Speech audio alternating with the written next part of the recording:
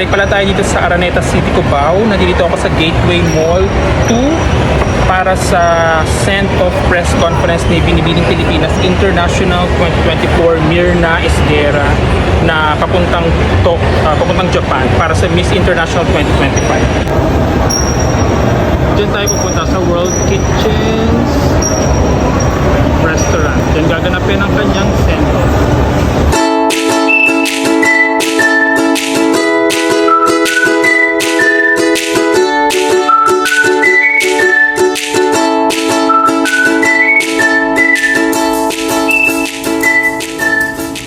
Pasok na tayo sa loob.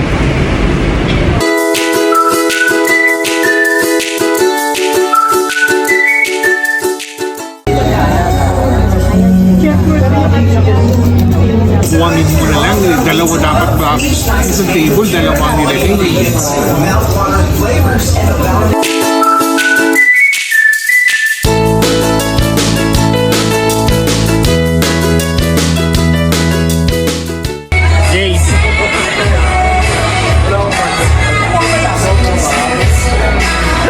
Once again, and beautiful afternoon.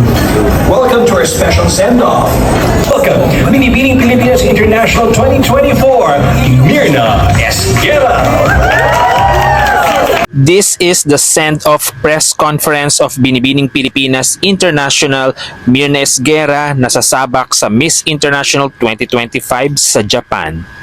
Palakpakan nyo naman, puro kayo nagsi-cellphone. Minasama, konnichiwa.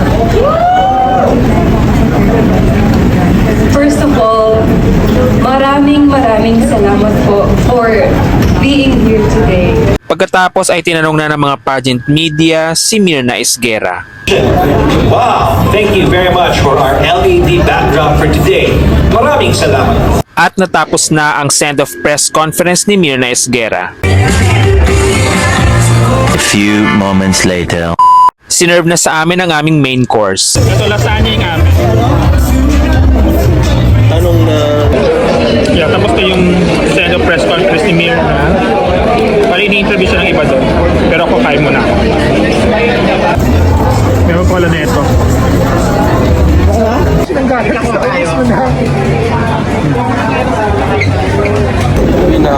Finally, ito yung dessert naman.